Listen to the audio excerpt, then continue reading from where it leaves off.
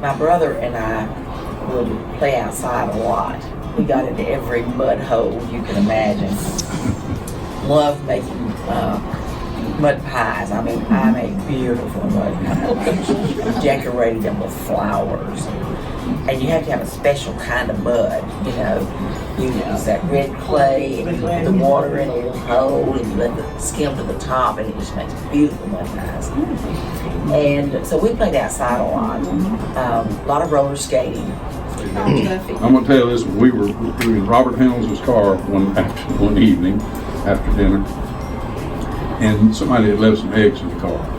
Well, there were 5 of us. Ted Moretz, Joe Wisnett, Tuffy Falls, Robert Helms, and myself. What are you going to do with 5 eggs in the car? Boys, and people, at cars, at houses. When they were gone, that was so much fun. Tuffy said, I know where there's some tomatoes. Mr. Willis had a curb market down on Burkmont Avenue. He stole 2 bushel baskets of tomatoes from Mr. Willis. Put them in that car, rode around town selling those tomatoes. And the cops called us. We're all in there, and Tuffy Falls was a troublemaker. He really was. He was my best friend growing up, and he was that anyway. We were in the police station. I was crying. I knew I was going to get, or my daddy was going to kill me. And they get in there and they start talking. Mr. Willis was in there, and he says, I won't press charges. If you boys bring your daddies down there and pay me for my maters. And when you said maters, Tuffy got tickled, so I thought, and then the cops, we were in Robert Helms' car. He had parked it on Mimosa Street while we went up Dr. Harefield's front yard and threw the last of the tomatoes and hit a car, and it was a bunch of football players from Glen Alpha. They just reached to a halt, and they backed up, and when they backed up, one of them Jackie Orders had jumped out of the car, and when they backed it up, he broke the doors about a 36 Ford coupe. That was another thing we had to pay for. And we took off running through the back, through Vernon Davis's yard, and down there, and we went to Ms. Hamilton's house, Caroline Irvin's mother, banged on the door, and she let us in there. And the cops came up there and said, those boys been throwing tomatoes, are they in there? And she said, no, they're not, no boys in here. And get away from my house and don't be bothering me. This is like 11 o'clock at night. So she harbored criminals. But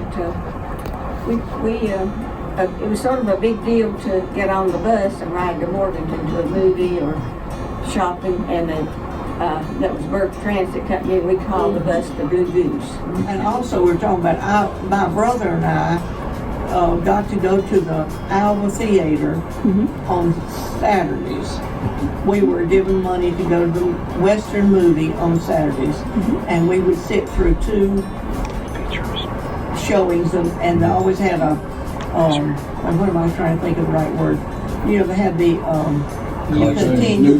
cartoon newsreels. No, it was the cartoons, but they had a cereal. They had the cereals that you could watch, and right there at the Alba Theater was their little soda shop, and the McFadden's ran that a lot, and we would have enough money to buy some candy and that type of thing.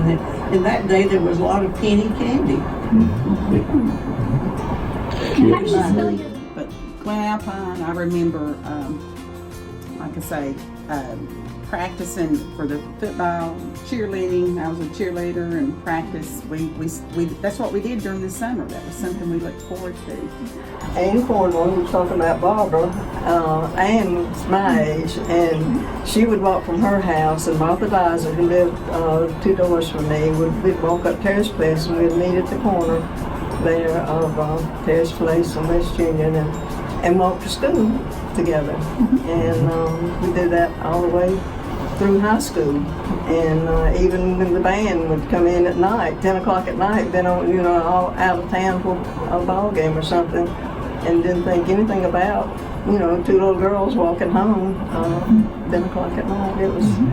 It was a very peaceful, wonderful little town, and that we had to to enjoy. And it's 2 summers I did nothing because we had a polio epidemic. Oh, wow. And I was quarantined to my yard.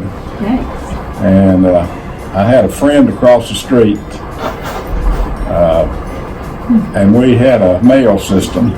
We put a cookie can that was a tin cookie can about that big around. We put it in the wall on the right side of West Union after you go around the curve there, right where Silver Creek Road is. And we used that as our post office. We sent messages back and forth to each other. That was Don Coffey. And then I had another friend, Frank Dale, that lived on Asheville Street, and we did the same thing. We played across the street with each other. Of course, you couldn't go to the movies, you couldn't go swimming or anything. So that was summers of 44 and 48, as I recall. Was the polio epidemic, and my buddy, Cheryl Austin, they lived on Mimosa Street. He could ride his tricycle up and stop at that side of Mary Stoney's driveway, and I could drive mine up to this side.